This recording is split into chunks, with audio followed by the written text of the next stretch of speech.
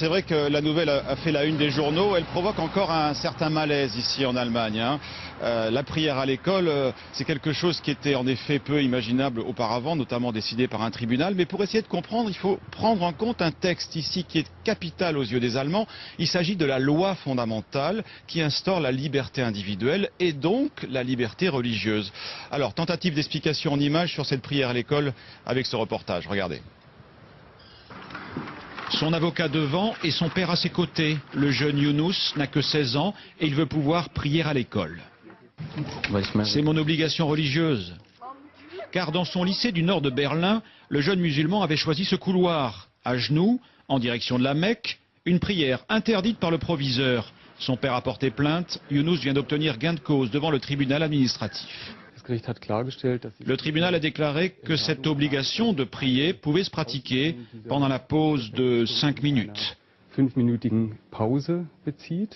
Une prière durant la pause au nom de la liberté religieuse, inscrite comme droit fondamental.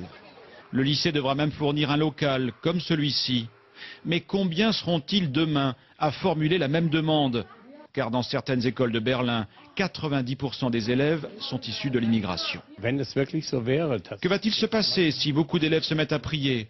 Moi j'ai dit il y a 1 an et demi qu'il fallait peut-être libérer une salle de sport pour la prière. Je ne sais pas si on doit aller jusque-là, car jusqu'à présent on a toujours fait une séparation très nette entre l'Église et l'État. La Cour constitutionnelle interdit le crucifix dans les écoles bavaroises, mais le port du voile est toléré. Les régions gèrent la politique de l'éducation. Le tribunal berlinois considère qu'une petite prière ne met pas en péril le bon déroulement des cours. Mais au nom de la liberté, c'est le principe de neutralité qui est bafoué.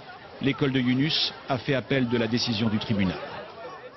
Alors je suppose que des sondages immédiatement ont été faits auprès de la population. Comment les Allemands réagissent à cette affaire, Arnaud ? Assez mal, et le corps enseignant en premier se dit effaré, et beaucoup de ce personnel enseignant considère que peut-être des écoles vont devoir fermer, parce qu'aujourd'hui déjà il manque énormément de places dans les établissements qui traversent une crise sans précédent. Alors comment imaginer libérer des salles de cours si demain les demandes de prière se multiplient devant les tribunaux?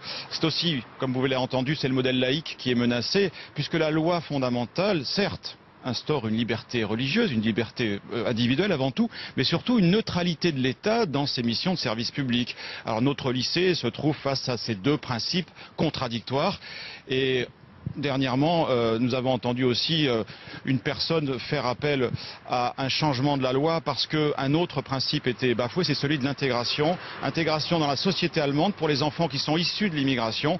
Vous le voyez,